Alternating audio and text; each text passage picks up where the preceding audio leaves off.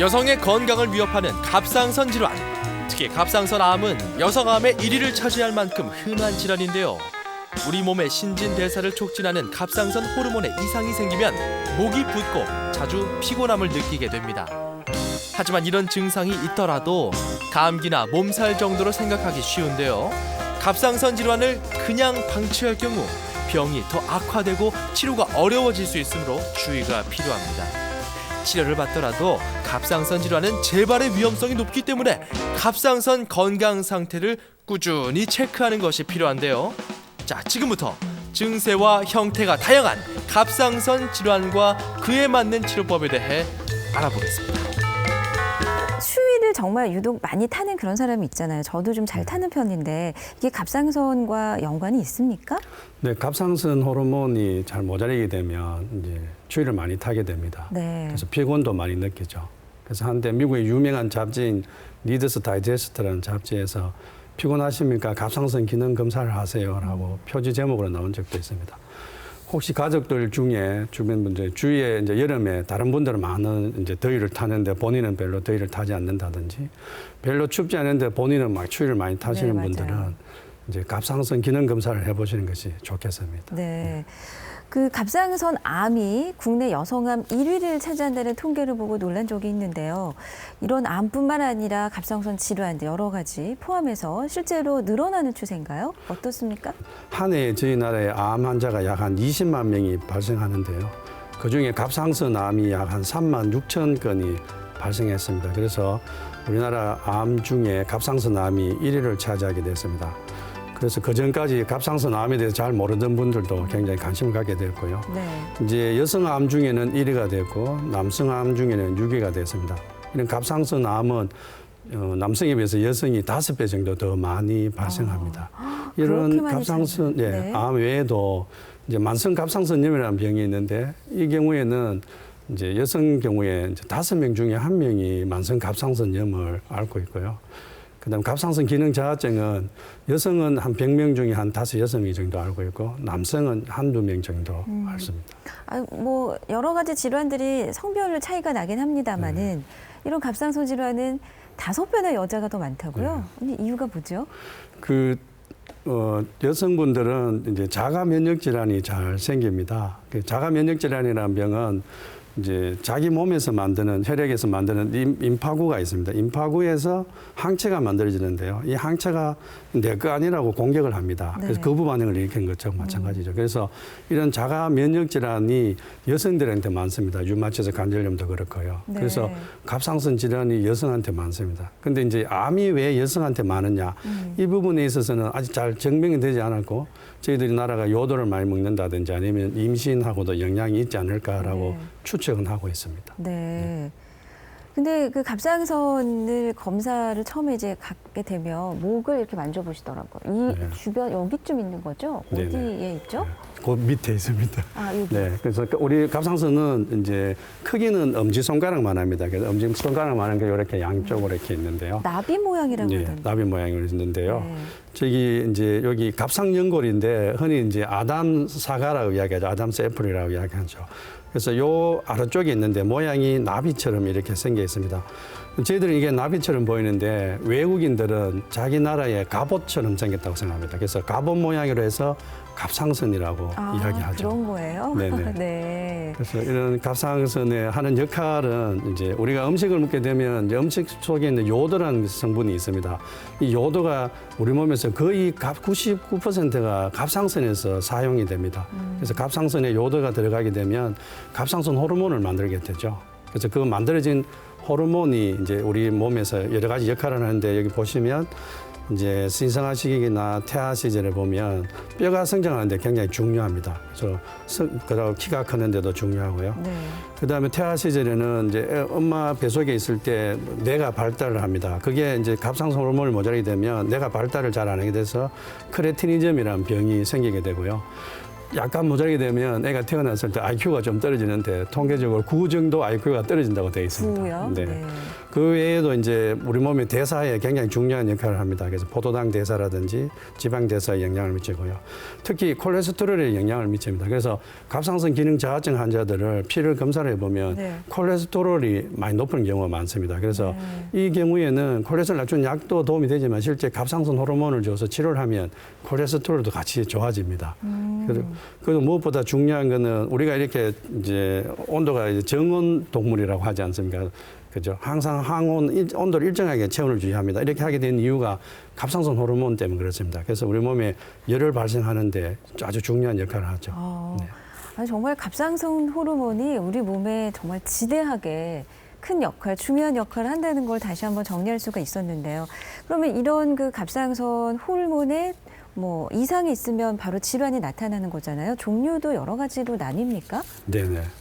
갑상선 질환은 크게 3가지 질환으로 삼다. 이제 옛날 제가 처음 이제 진료할 때는 한 90년대에 환자분이 외래 와서 어떻게 오셨나요? 이런 물어보면 제가 갑상선이 있어서 왔습니다. 이렇게 말합니다. 그렇게 지금도 많이 얘기하세요. 그래요. 그래서 제가 약간 까칠해서 저기 안과에 가서 눈이 있어 왔답니까? 왔습니다. 이렇게 말하지는 않지 않느냐고 네. 이렇게 말도 하는데요. 네. 진짜 갑상선이 병인 줄 아는 분이 많이 있었어요. 근데 요즘은 이제 매스컴이 많이 이제 발달하면서 대부분 환자분들이 와서 기능 항진인가요? 저하증인가요? 이렇게만 네. 묻는 분이 있는데요. 크게 갑상선 질환이 복잡하면 많지만 3가지로 나눌 수 있습니다. 네. 그러니까 호르몬이 많이 만들어지거나 적게 만들어지는 기능 이상이죠. 그래서 기능 저하증, 항진증이 있고요. 네. 그다음에 염증성 질환이 있습니다. 이게 급성 갑상선염이라는 거는 안에 이제 세균 감염으로 안에 고름이 막 차는 거죠. 이러면 항생제를 쓰거나 아니면 수술해서 이제 그 고름을 이제 제거를 해줘야 됩니다. 이 만성 갑상선염은 앞에서 말했듯이 이제 자가 면역 질환이죠. 그리고 아급성 갑상선염은 이제 감기가 걸리고 난 후에 발생하는 특징적인 재미있는 질환이고요. 네. 그 다음에 이제 종양성 질환이 있습니다. 이 종양성 질환이 이제 결절이라고 이야기하기도 하고 쉽게 말하면 혹이죠. 근데 환자분들이 이제 진료를 받아가는데 의사 선생님이 유식하게 결절이라 하니까 이게 굉장히 막 복잡하게 생각하는데 사실은 혹이라고 이야기하시면 됩니다. 그래서 이 결절 질환에는 이제 치료해도 뭐 큰 문제가 없는, 치료하지 않아도 문제가 없는 양성 결절이 있고요. 우리 악성 결절인 암이 있죠.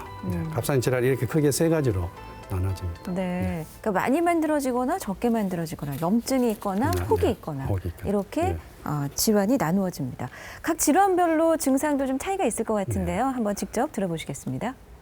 증상이 언제부터 어떻게 오던가요? 증상을 잘 모르고 살았습니다. 한 3년 전에 좀 몸이 자고 올라니까 좀 피곤하고 그래서 일을 계속 많이 해서 피곤한가 그렇게 생각했었는데 제가 이제 가게를 하다 보니까 단골 손님이 이제 목이 좀 이상하다고 자기 경험을 이야기를 해서 병원에 가보라고 하셨어요. 이 증상 들어보면 그래도 추위하고 하면 감기 이런 걸로 오인할 것 같아요. 예, 그렇기도 하고 이제 어깨도 많이 아프고 자, 몸살 같은 그런 게 많이 있어요. 눈도 많이 피로하고 좀 시력도 많이 떨어지는 것 같고 그런 게 있습니다, 요즘은. 예. 조기 치료를 빨리 했더라면 이 수술까지는 안 왔을 거라는 생각을 많이 하고요. 여러분들도 만일 조금 필요하고 또 뭐 몸살 기운 있다 하더라도 내과만 가지 말고 또 다른 부분으로도 또 치료를 받아보셨으면 합니다. 3년 전에 증상이 시작되고 어땠는지 좀 얘기해 주세요. 아, 구체적으로. 아니 그때는 이제 일을 했는데 너무 피곤하고 뭐 심장도 막 뛰고 눈도 튀어나오고 얼굴도 또 까맣고 주위에서 그래 병원에 한번 가봐라 갑상선 같다 이래가지고 병원에 갔어. 주위에서 그거 보고 갑상선 같다고요? 예.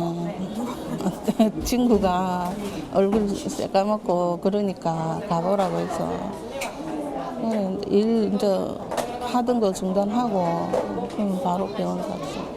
얼마나 친 거예요? 첫 달에 한 8kg 약 먹고 나서 찌더라고요. 그러더니 1년 만에 30kg 넘게 쪘어. 그래가지고 안 되겠다 싶어서 이제 큰 병원에 온 거죠. 근데 요거 때문에 또 다른 증상들은 뭐 어떤 데셨어요? 그냥 이리 만지니까 혹이 잡히고 그다음 뭐 이래 침 넘길 때 조금 걸리고 좀 그랬어. 더위도 많이 타고 이렇다던데. 더위 이거 뭐 항상 좀 땀도 많이 흘리고 그랬어. 증상이 어떻게 나타나던가요? 저는 딱히 이렇게 증상이 어떻다라고는 처음에 몰랐는데 지금 생각해 보면 여드름이 이렇게 나이가 계속 먹는데도 조금 많이 이렇게 나서 조절이 안 되는 것을 느꼈고 그다음에 추위를 좀 많이 탔었어요. 추위를 많이 타서 그게 이제 갑상선하고 이렇게 연관이 되지 않았나 그렇게 했고 이제 결정적인 건 제가 병원 가서 이제 검진을 해서 정확하게 이제 알게 된 겁니다. 유방암 검사. 유방암 검사로 가서 이제 같이 이제 검사를 해주시더라고요. 유방암 검사 받으러 가셨다가 갑상선 암 진단을 받으셨잖아요. 네. 되게 놀라셨을 것 같아요. 네, 저는 암은 저한테는 이렇게 안 오는 건 줄 알고 있다가 뭐 보험도 뭐 신랑 앞으로 많이 들고 저한테는 별로 안 들고 뭐 설마 저한테 뭐 암이 생길까 이렇게 생각했었는데 되게 많이 놀래고 많이 울고 그렇게 했지만 그래도 또 다른 암에 비해서는 되게 또 매우가 좋은 암이라고 해서 또 위로를 하면서 네, 수술했죠.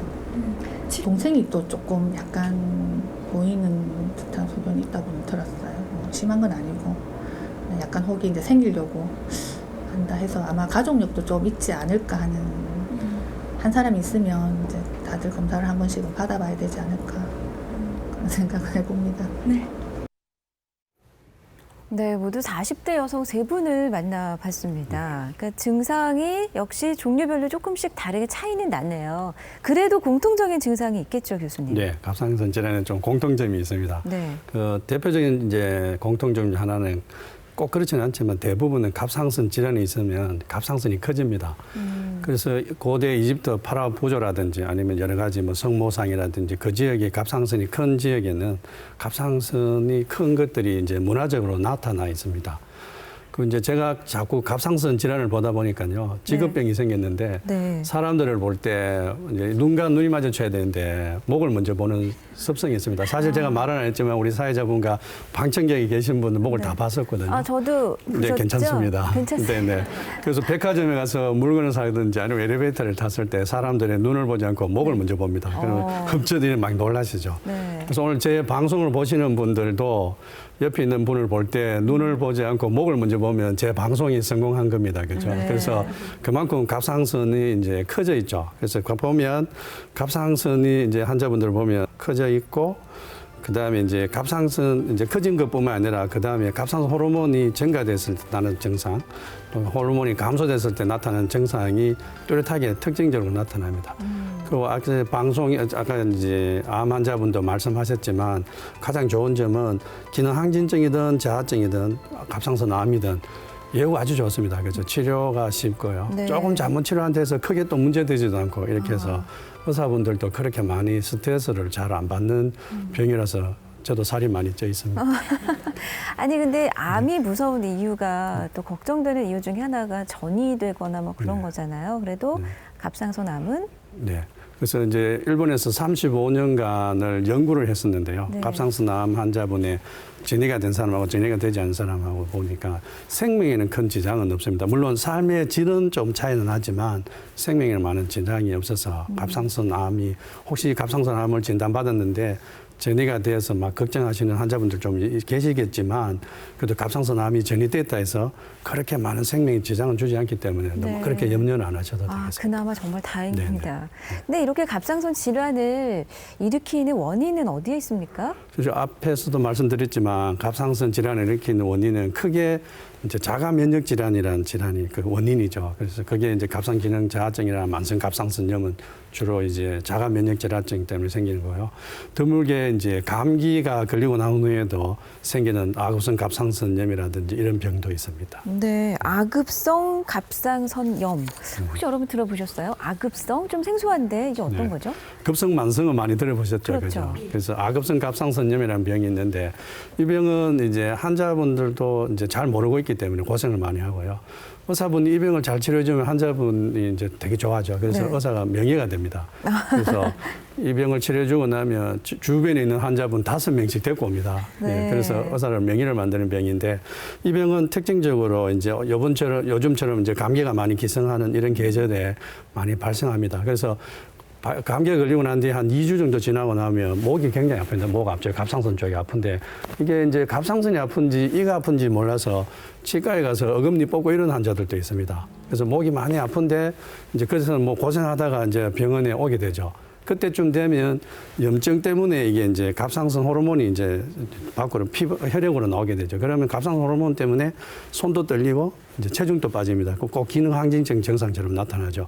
그때 검사를 하면 갑상선 기능 항진증하고 똑같이 되어 있습니다. 그래서 의사 선생님이 모르고 또 기능 항진증 치료를 해서 저하증으로 만들기도 합니다. 그래서 이 병은 이제 의사 선생님하고 오진도 하게 하고 네. 또 명의도 만들게 할 수 있는 병입니다. 특히 이게 보면 딱딱합니다. 만져보면. 딱딱하면 예. 갑상선은 이게 딱딱한 암을 의심할 수 있기 때문에 의사 선생님들이 오진을 할 수 있는 그런 병이고요. 그 다음에 이제 또 한 가지는 이 병은 이제 걸리고 나면 한쪽이 먼저 옵니다. 갑상선 양쪽이 있기 때문에 한쪽이 오고 나면 한 2주나 3주에 반대편이 옵니다.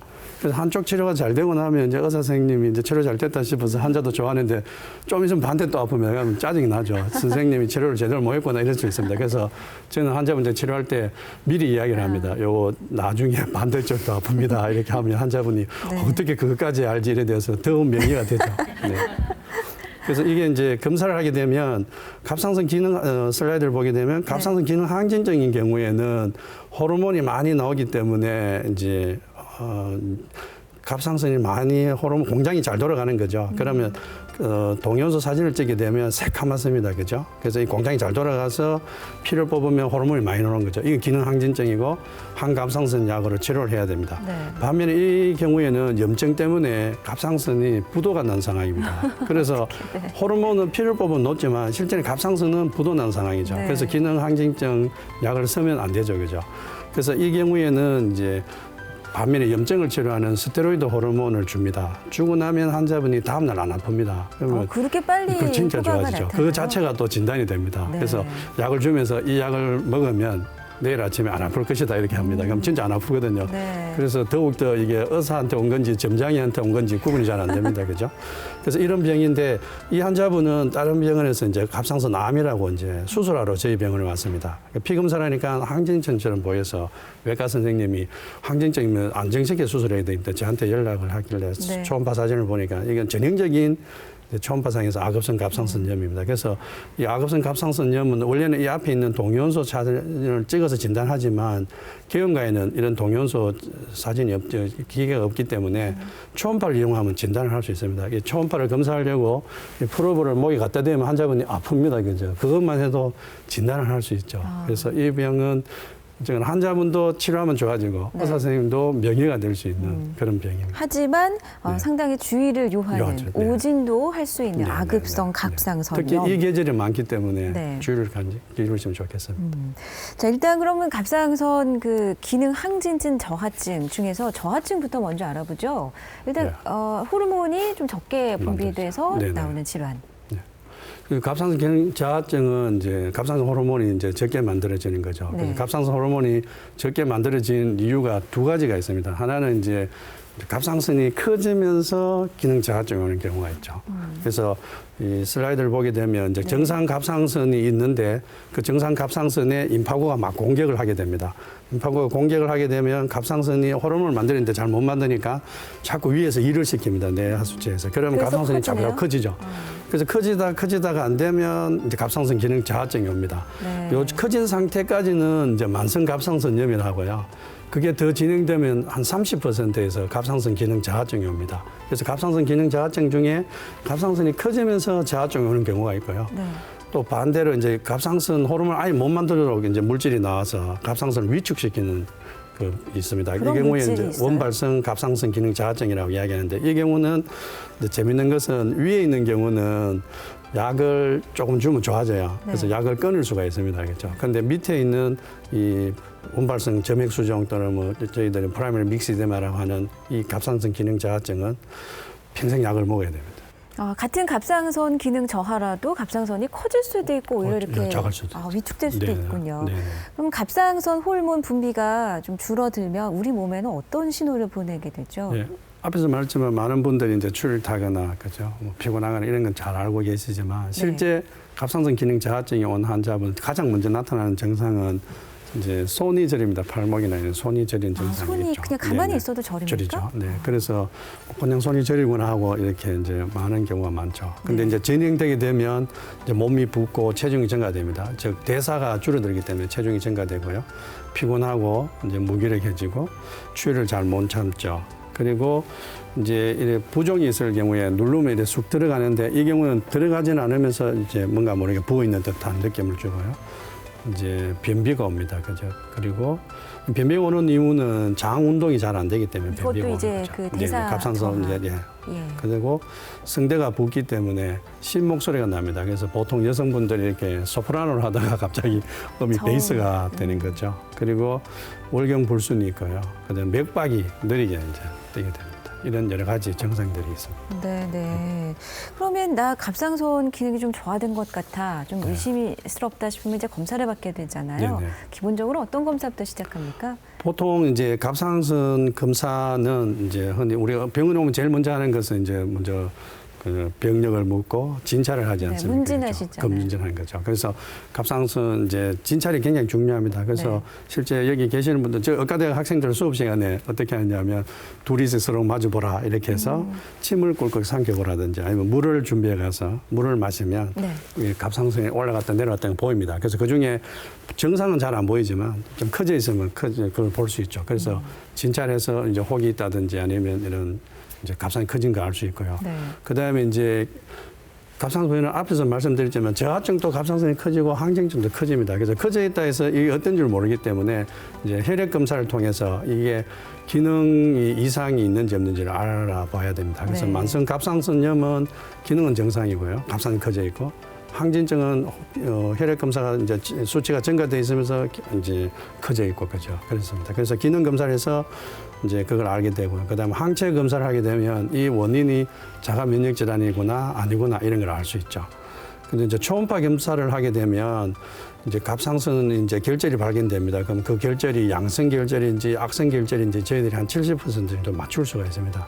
그리고 이런 초음파 검사를 해서 이게 아급성 갑상선염이구나, 그다음에 만성 갑상선염이구나, 위축성이구나 이런 것도 진단할 수가 있죠. 네. 그리고 이제 과거부터 많이 해왔던 검사는 방사선 동위원소 검사가 있습니다. 네. 이런 여러 가지 검사가 있습니다. 네. 특히 이제 갑상선 기능 저하증에 초음파 검사가 도움이 되는데요. 이런 슬라이드를 보게 되면 이 환자분이 이제 갑상선 아까 커져 있는 분이 있습니다. 이분은 이제 초음파를 비춰보면 갑상선이 이렇게 커져 있습니다. 이 만성 갑상선염이고 이게 이제 30% 정도 되면 이제 그 정도에서 갑상 기능 저하증이 됩니다. 이게 한 10년이나 20년 정도 지나면 저하증으로 되죠. 그리고 위축성인 이제 원발성 점액 수종이라는 경우에는 갑상선을 초음파를 보면 갑상선이 쪼그라들어 있습니다. 그래서 초음파를 보면 이게 원인이 뭔지 이런 것까지도 좀 알 수가 있죠. 그럼 만성 갑상선염 단계에서 그래서 내가 발견을 하면 네. 저하까지는 안 가는 거예요?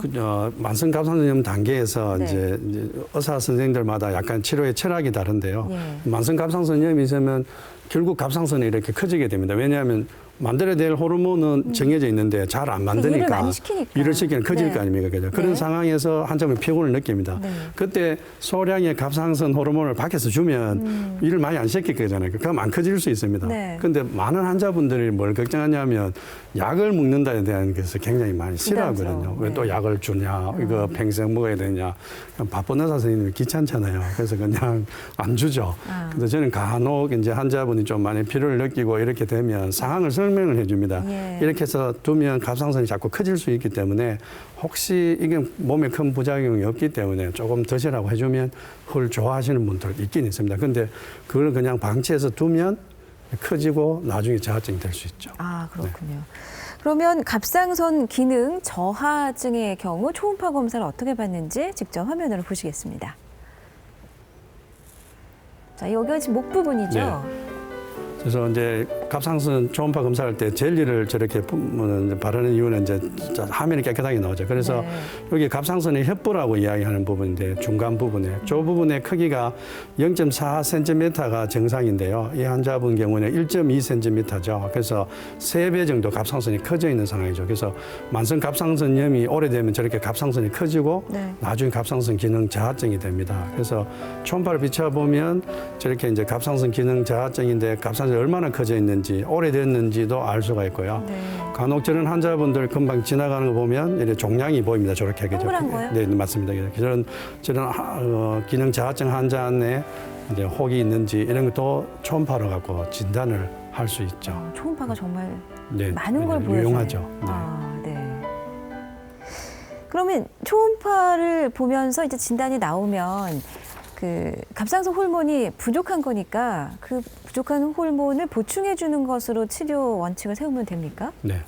갑상선 기능 저하증 치료는 아주 단순하고 쉽죠. 그래서 이미 이제 갑상선 호르몬 약으로 만들어 있습니다. 그리고 이게 너무나 중요한 질환이기 때문에 약값이 굉장히 쌉니다. 흔히 여러분들 별로 안 중요한 그 영양제라든지 이런 네. 치료약은 굉장히 비쌉니다. 그렇죠? 네. 그렇죠. 그런데 진짜 중요한 거는 국가에서 관리하기 때문에 약값이 굉장히 쌉니다. 네. 약이 한 개에 15원 정도밖에 안 할 정도 약값이 쌉니다. 그래서 약값이 너무 싸서 환자분이 짜증나서 치료를 안 한 분들이 있던데요. 굉장히 중요한 거죠. 그런데 네. 이제 병이 굉장히 심하거나 연세가 굉장히 많은 분들은 심하다고 약을 더 세게 쓰면 안 됩니다. 그래서 병이 오래됐거나 심한 분들은 정상 보통 치료할 때 저희들 하나를 주게 되면 약을 4분의 1 정도부터 시작을 합니다. 그러니까 소량으로 약을 서서히 높입니다. 그렇게 치료해야 되고요. 그러면 갑상선 호르몬 분비가 너무 많이 됐을 때, 과잉됐을 때가 이제 항진증인 거죠? 이거는 네네. 왜 그렇게 많이 나오는 건가요? 갑상선 기능 항진증은 이제 생기는 원인이 이제 이것도 마찬가지로 자가 면역 질환입니다. 네. 자가 면역 질환인데 이제 모든 병이 그렇지만 유전적인 소인을 갖고 태어난 분이 이제 엄마가 있다든지 아니면 뭐 너무 이제 언니, 오빠라든지 그죠. 가족 중에 갑상선 기능 항진증이 있는 사람한테서 환경적으로 이제 스트레스를 많이 받는다든지 뭐 이런 여러 가지 원인이 작용하면 이 면역 세포인 임파구가 이제 자극을 받습니다. 그래서 여기서 이제 갑상선을 자극하는 항체가 만들어집니다. 그래서 갑상선이 가만히 있는데 이제 뇌하수체에서 오는 호르몬이 일을 시키는데 옆에서 네. 항체가 도로 일을 시킵니다. 그럼 갑상선을 모르고 막 열심히 일을 하는 거죠. 네, 만들어라. 만들어야 하니까. 그래서 호르몬이 증가되면서 갑상선이 일을 많이 해서 커지고 이 호르몬이 이 항체가 갑상선에만 작용하는 게 아니고요. 네. 눈 뒤에 있는 그 근육이 있습니다. 안근이라는 근육인데 거기도 작용해서 안근이 붓게 됩니다. 네. 그러면 안구가 이렇게 있으면 근육이 부으니까 앞으로 튀어나오게 되죠. 그렇죠? 네. 그럼 눈이 이렇게 돌출되는 아, 거죠. 그래서 돌출 현상이 나타나는 거군요. 갑상선이 커지듯이 눈 뒤에 있는 근육이 있습니다. 눈을 이렇게 굴리는 근육에 네. 그것도 붓기 때문에 눈이 튀어나오죠. 그럼 증상을 좀 더 자세히 알아볼까요? 네. 그 갑상선 기능 항진증의 대표적인 증상이 3가지가 있는데요. 눈이 나오고, 네. 그다음 목이 붓고, 피부에 좀 특징적인 소견이 있습니다. 예. 근데 그걸 사진을 보면 제가 이제 절에 가면 이제 사천왕상이 네. 이렇게 있습니다. 이 사천왕상을 보면 이렇게 눈이 나오고 목이 커져 있습니다. 그죠? 그래서 이게 아마 과거에는 아마 이 갑상선 기능 항진증이 굉장히 신성시 여겨지지 않나 생각합니다. 그래서 외국에 있는 교수분들, 이런 이제 제가 한 번씩 일본에 있는 교수분들을 초청해서 불구사라든지 이런 절을 이제 관광시킬 때가 있습니다. 네, 그때 네. 꼭 이걸 보여줍니다. 이 This is grave disease 이렇게 이야기하면 그분들 다 사진 찍어가서 막 놀라거든요. 그래서 실제 이 환자분이 눈이 나와 있잖아요. 목이 네. 커져 있잖아요. 그래서 이런 과거부터 이 병은 있었다는 걸 알 수가 있죠. 이게 전형적인 특징이고요. 네. 그 다음에도 이제 땀을 많이 흘리죠. 이제 환자분이 쉽게 이야기할 때 심장이 많이 뛰기 때문에 100m 달리기를 한다고 설명을 합니다. 그러면 나는 가만 앉아 있고 환자분은 가만 앉아 있지만 100m 달리기를 하는 상황이니까 땀 많이 나고 가슴 두근거리고 살이 빠지고 100m 달리기하면 살이 빠지지 않겠습니까? 그렇죠? 그렇게 생각이 됩니다. 재미있는 이제 증상 중에 하나가 환자분이 굉장히 짜증을 많이 납니다. 그래서 외래 기다리다가 간호사하고 막 싸웁니다. 짜증을 내는 것도 항진증과 항진증 때문에 신경질이 나고. 관련이 있군요. 그렇죠. 네. 그래서 혹시 주변에 갑상기능 항진증 있으면 짜증내면 그냥 느긋하게 대해 주시면 되겠습니다. 네네. 그리고 이제 식욕 막 먹어도 이제 체중이 빠지죠. 그러니까 자기는 먹어도 살이 안 찐다 해서 자꾸 먹게 됩니다. 네. 그래서 빠지니까. 그런데 이 경우에는 이제 약을 먹게 되면 이제 살이 체중이 다시 찌겠어요. 원래대로 돌아가는데 먹는 버릇은 생겨서 계속 먹게 됩니다. 그래서 체중이 늘게 되죠. 네네. 그죠. 그리고 갑상 기능 저하증은 아까 변비가 있다 했지 않습니까? 네. 이거는 설사가 있습니다. 장 운동이 증가하기 너무 때문에. 이제 운동을 네. 많이 시켜서. 네. 그러면 100m 달리기 하면 필요하겠죠, 그죠? 네. 이제 마찬가지 월경이 불순이 있고요. 그다음에 이제 특히 이제 동양의 남성들, 그 중국, 우리나라, 일본, 네. 서양은 잘 없는데 동양 남성이 갑상선 기능 항진증이 젊은 나이에 오게 되면 20대, 30대 환자가 오게 되면 다리에 마비가 옵니다. 그래서 응급실에 마비가 와서 환자가 왔는데 네. 이제 신경과에서 봅니다. 그죠? 막 신경 검사하는데 실제 알고 보면 갑상 기능 항진증이 오죠. 그래서 젊은 남자가 마비가 오게 되면 저희들 네. 갑상선 기능 검사를 하죠. 아, 그렇군요. 자, 그러면 갑상선 기능 저하인 경우에는 호르몬을 보충을 해줬잖아요. 네. 이건 넘치니까 줄여주겠습니다. 맞습니다. 네. 갑상 기능 이제 항진증 치료는 크게 세 가지가 있습니다. 이제 전통적으로 이제 저희들이 약을 복용하게 합니다. 항갑상선제가 이제 크게 두 가지 약제가 있는데요. 최근에 세 가지로 늘었지만 그 다음에 이제 방사선 동요원소 치료라는 게 있고요. 그다음 수술이 있습니다. 이제 우리나라는 의사 선생님들이 옛날에 독일에 가서 공부를 많이 하고 왔습니다. 네. 그리고 유럽의 영향을 받아서 약을 많이 써요. 또 환자분들이 수술이라든지 뭐 방사선 동요원소 치료를 또 거부하는 게 많기 때문에 저희 나라는 약을 많이 씁니다. 이 약을 많이 쓰는데 장점과 단점이 있습니다. 약을 많이 쓰게 되면 약을 쓰게 되면 좀 오래 치료합니다. 한 2년 내지 3년을 치료해야 되고 심지어는 더 이상 치료를 하게 되고요. 방사선 동요원소 치료를 하게 되면 한 번 약 먹으면 끝나거든요. 아주 좋죠. 편하죠. 그죠. 반면에 갑상선을 아까 저 위축시키듯이 갑상선 수술 안 한다 뿐이지 갑상선을 파괴시킵니다. 그럼 갑상선 호르몬을 못 만들거든요. 네. 그럼 평생 갑상선 기능 저하증이 돼서 갑상선 호르몬을 평생 먹어야 됩니다. 그죠? 그렇겠네요. 그러면 환자분이 약을 안 먹으려고 동연소 치료했는데 평생 다른 약을 먹게 되니 그것도 문제가 있겠죠. 그죠? 네. 그다음에 수술은 제거를 하기 때문에 굉장히 좋죠. 반면에 이제 수술의 부작용이나 이런 점이 있는데 외과 선생님을 만나게 되면 수술하라고요. 네. 외과 선생님을 만나면 저처럼 만나면 약을 먹으라 합니다. 그죠? 회계학 선생님을 만나면 동연소 치료를 하라 합니다. 그래서 과를 어떤 잘 게 좋은지 찾아가기. 어떤 게 나쁜지는 잘 선택하셔야 되고 장점과 네. 단점이 있습니다. 아, 네. 장단점과 그리고 그 환자의 상태를 잘 파악해서 적절한 치료 방법을 선택해야 되겠습니다. 네네. 근데 이제 체중이 저하증은 늘고 항진증은 주는 그런 대조적인 현상이 있네요. 네. 또 대사 때문에 그런데요. 대사가 증가되게 되면 체중이 빠지고 네. 대사가 줄어들면 체중이 늘죠. 그래서 앞에서 말씀드렸지만 환자분이 이제 체중이 이제 갑상 기능 항진증 체중이 빠져옵니다. 그죠? 빠져오는데 약을 주게 되면 2달 안에 네. 원래 체중으로 돌아갑니다. 그죠? 그래서 환자분한테 제가 10kg 빠졌는데요. 2달 안에 책임지고 10kg 쪄주겠습니다. 그 다음에 문제가 있습니다. 옛날에 먹던 그 습관이 남아서 그렇죠. 옛날에 내가 먹어도 살 잘 빠지던데 근데 그대로 다 찝니다. 그죠? 그래서 비만이 걱정되고 네. 재미있는 경우는 이제 갑상 기능 항진증에도 살이 안 빠지는 경우가 있습니다. 특히 여성분들 중에 그럼 간혹. 왜 그런 거예요? 그거는 이제 특징적으로 대부분 살이 우리가 항상 예라는 거 있지 않습니까? 네네. 대부분 갑상 기능 항진증은 살이 빠지지만 안 빠지는 경우 이 경우는 굉장히 문제가 많습니다. 환자분이 약을 먹으면 살이 더 찌니까 아가씨 같은 경우 약을 안 먹는 거죠. 그래서 갑상선이 더 많이 나빠지고 심장이 못 하고 그럴 수 있습니다. 네. 네. 우리나라 여성 암 발병 1위 이렇게나 네. 흔한 질환이 됐습니까? 네. 앞에서 보셨지만 네. 여성들 그래서 우리나라 남녀 공이 갑상선암이 한 3만 6천 명이 됐죠. 그럼 왜 이렇게 많이 이제 갑상선암이 증가됐느냐? 저희들이 이제 초음파를 가지고 검사를 하게 됩니다. 이제 의사 선생님들이 과거에는 초음파를 가지고 간만 이렇게 많이 봤습니다. 췌장. 근데 이제 손을 약간 더들어서 갑상선까지 보게 되죠. 왜냐하면 유방 검사를 하다 보니까 네. 갑상선까지 올라가게 됩니다. 그래서 갑상선 이제 초음파를 많이 하게 되기 때문에 갑상선 이제 결절이 많이 발견되고 초음파를 보게 되면 손으로 만지면 5%만 발견됩니다. 100명 중 5명. 근데 초음파 비추면 결절이 100명 중에 한 60명이 이제 결절이 나오는 거죠. 그래서 그 중에 이제 초음파를 이제 자꾸 이제 저희들이 연구를 하다 보니까 요건 암이구나, 요건 암이 아니구나, 이런 걸 알게 됐습니다. 그래서 세포 검사도 해서 갑상선암이 증가됐는데 문제는 암이 많으니까 많이 발견된 거죠. 없으면 초음파를 검사한 데서 많이 생기지는 않지 않느냐 이런 이유가 나왔습니다. 그래서 네. 최근에 저희들이 그전에는 갑상선 초음파를 많이 해서 많다 이야기하다가 많으니까 많은 거지 초음파만 한다고 암이 많나 이렇게 되니까 그죠. 그래서 연구를 다시 해보니까 이제 아까 전에 말씀드렸지만 이제 여성의 경우에 임신이라든지 뭐 요도 섭취 그 여러 가지에 대해서 이제 연구가 되고 있는 중입니다. 네. 그러면 그 갑상선 암은 좀 우연히 발견되는 경우도 많다 그러더라고요. 네, 대부분 우연히 발견되죠. 네. 네, 저희한테 온 저희 환자분이 네.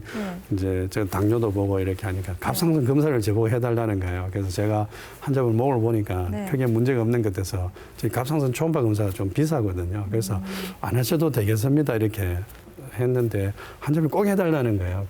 그래서 해보니까 초음파를 비추니까 초음파 모양이 암인 거예요. 그래서 실제 암을 수술한 분이 있었습니다. 그때 네. 이후로 제가 마음을 바꿨죠. 환자분을 부탁하고 제때 찍어줘야 되겠구나. 네. 바로 그 검사 장면을 좀 화면으로 직접 보면서 네. 설명 듣겠습니다. 그래서 이제 초음파를 이제 검사는 이제 굉장히 쉽고요. 네. 갑상선에 이제 비추게 되면 이제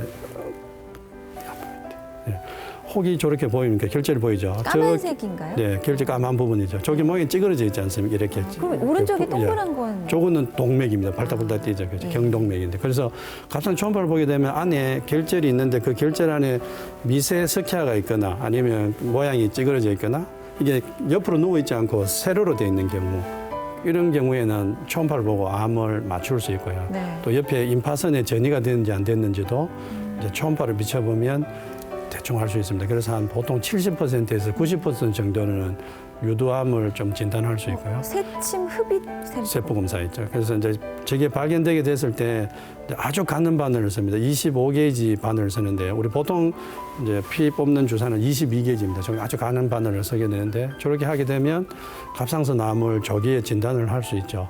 간혹 한 1, 2%에서 이제 암으로 생각했지만 아닐 경우도 있지만 대부분은 많습니다. 그래서 이게 왜 중요하냐면 과거에는 의사 선생님들이 손으로 만져서 혹이 있구나 이래서 수술합시다 이렇게 수술했어요. 해보니 암이 아닌 거예요, 그렇죠? 그럼 괜히 많았는데, 열었잖아요. 그렇죠. 네. 근데 요즘은 초음파를 보고 암처럼 보이는 경우에 세포 검사도 암처럼 보이는 경우에 수술합니다. 그래서 수술 건수가 많이 줄어들었죠. 네. 대신에 수술해서 암이 많이 발견됐죠. 네.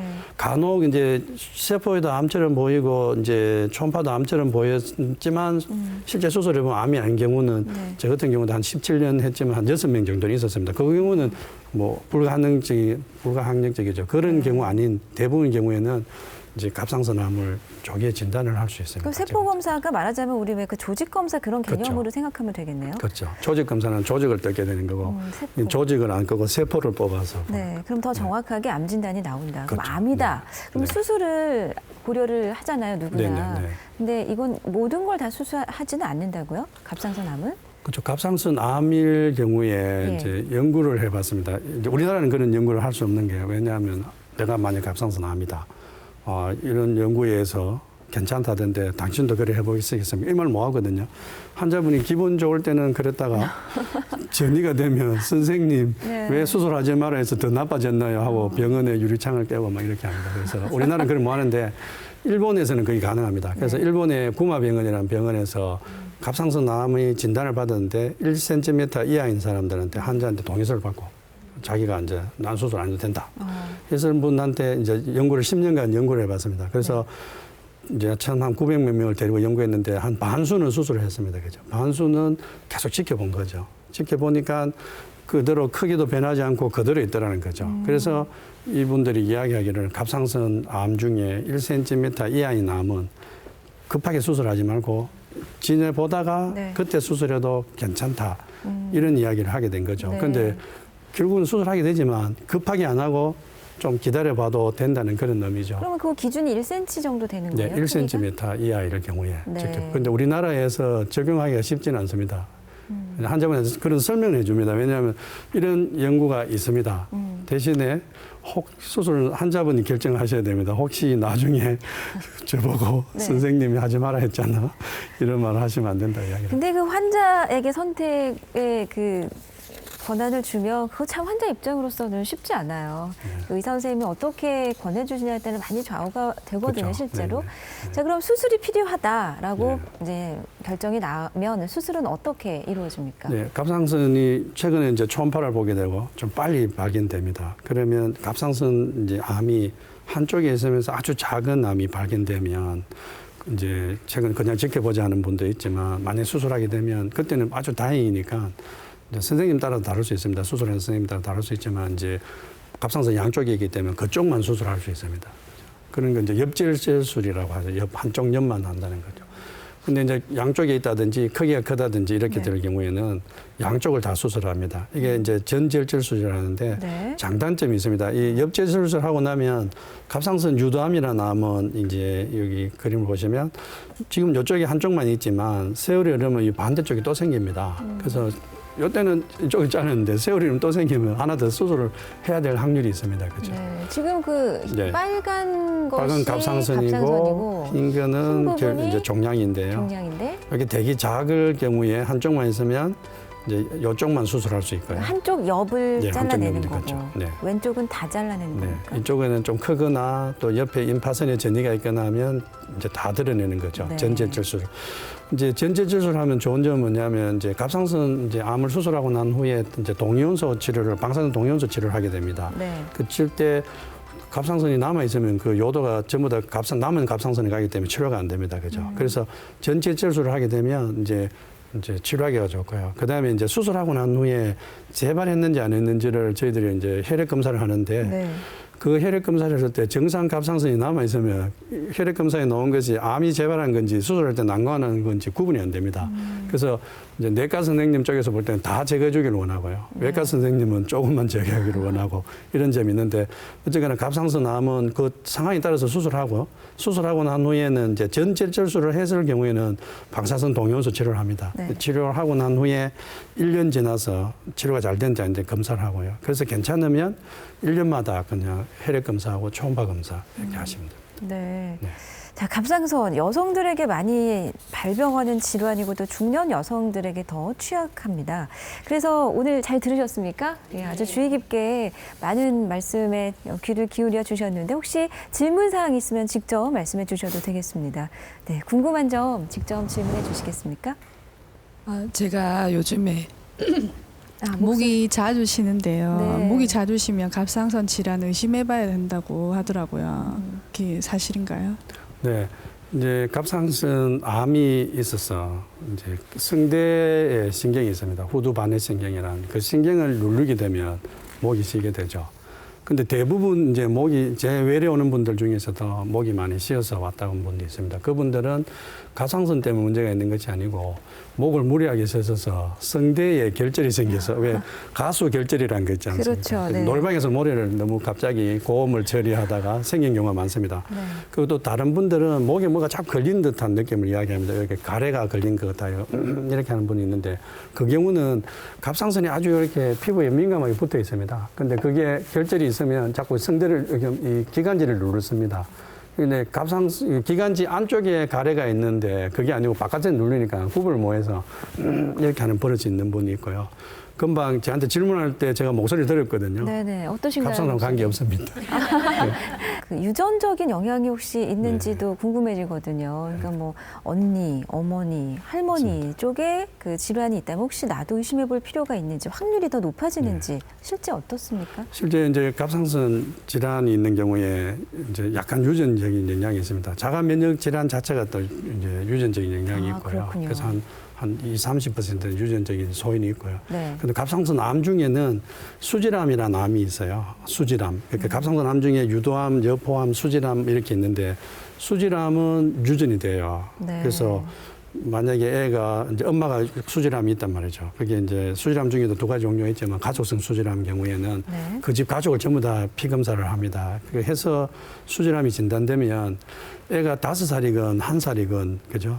애가 갑상선 암이 생기지도 않았는데 피 검사에서 이상이 오면 네. 갑상선을 전부 다 드러냅니다. 왜냐하면 나중에 암이 생기기 때문에. 아니 꼬마애한테요? 그렇죠. 그러고 심지어 갑상선 암이 발견되지 않는 상황이라도 유전자 검사에서 나오면 네. 수술을 할 경우가 있습니다. 그런 이제 유전이 되는 특징적인 병이 있고요. 네. 대부분은 이제 이제 유전하고는 별로 관계없고 갑상선 유도암인 경우에 아까 제도 이제 화면을 보시면 언니가 있고 이런 이야기하는 거 보면 최근에 약간 유전적인 영향은 있지 않을까 정도만 이야기합니다. 그래서 암 부분에 있어서는 수질암 외에는 나머지는 유전에 대해서는 별로 걱정은 안 하셔도 된다고 생각합니다. 네. 그러면 갑상선 기능 뭐 항진, 저하가 암으로까지 발전이 될 수 있느냐, 그 연관성이 네. 좀 궁금합니다. 그래서 이제 그거는 저희들도 논란이 있습니다. 왜냐하면 이제 연구를 해보니까 갑상선 기능 항진증 환자에서 암이 잘 오는 것 같기도 하고 더 심하더라 하는 논문도 있고요. 그 아니더라 하는 논문도 있습니다. 네. 그래서 이런 논란이 아직 있는 상황인데 가장 중요한 거는 실제 뭐 아무리 의사들이 논란을 하더라도 내한테 중요한 게 중요하기 때문에 혹시 갑상선 기능 저하증이 왔거나 항진증이 왔을 당시에 네. 초음파를 비춰봅니다. 초음파를 비춰보면 그때 종양이 있었는지 아니면 있는 종양이 암인지 아닌지를 알 수가 있거든요. 그래서 먼저 이제 막 불안에 떨지 마시고 네. 항진증이든 저하증이든 이제 초음파를 비춰보고 그때 상황에 맞춰보시는 게 더 실질적이지 않나 이렇게 생각합니다. 갑상선 질환이 있다면 그 요오드 들어있는 음식 주의해야 되잖아요. 네네네. 이게 항진, 저하가 좀 다르죠. 그래서 이제 만성 갑상선염이라고 아까 말씀드렸지 않습니까? 네. 그래서 갑상선이 겨우 힘들게 지금 막 견뎌가고 있는데 갑상선이 좋다고 요도를 많이 먹게 되면 네. 도로 갑상선 기능 저하가 더 진행될 수 있습니다. 그래서 가함은 모자란 것보다 뭐하다. 그러니까 이런 거 일하는 있잖아요. 원료를 더 많이 공급해줘서 그런가 봐요. 네, 그래서 적당히 드시는 게 괜찮은데 많이 먹으면 저하가 더 올 수 있고요. 네. 반면에 이제 기능 항진증인 경우에는 공장이 막 돌아가고 있는데 네. 그 연료를 연료를 막 주면 더 더 나빠지지 않겠습니까? 예. 그래서 또 그거를 두고 의사 선생님은 기능 항진증에 요도를 많이 먹으면 안 된다고 이야기하니까 또 전혀 안 먹는 문제가 있습니다. 그래서 갑상 기능 항진증 환자분이 치료를 하고 있는 상황일 경우에는 요 뭐 김파라 이런 거 드시는데 큰 문제는 없습니다. 근데 이제 다시마에는 요도가 많이 들어있거든요. 그래서 다시마는 조금 금하시고 나머지는 큰 영향은 없습니다. 자, 그럼 갑상선 질환이 혹시 의심되거나 실제 지금 고생하고 계신 분이 있다면 어떤 말씀을 해주시겠습니까, 교수님? 네, 갑상선 이제 제가 처음 이제 전문의가 됐을 당시만 해도 갑상선이 비교적 생소했었거든요. 네. 근데 요즘 너무 갑상선에 대해서 알려지니까 환자분들이 너무 갑상선에 대해서 공포를 가지는 게 문제가 있는 것 같습니다. 그리고 건강검진에서 막 여기저기서 다 초음파에서 혹을 발견하니까 환자분들이 많이 불안해 하시는데 첫째는 이제 갑상선 질환 자체가 아까 제가 말씀드렸지만 크게는 기능 이상, 그다음에 염증, 그다음에 종양이 있구나. 그리고 대부분 예후가 좋구나. 그래서 너무 불안해하지 마시고 거기에 맞춰서 치료하시면 아까 말씀드렸지만 약값도 굉장히 싸기 때문에 네. 크게 고민 안 하고 치료할 수 있는 병입니다. 네. 네.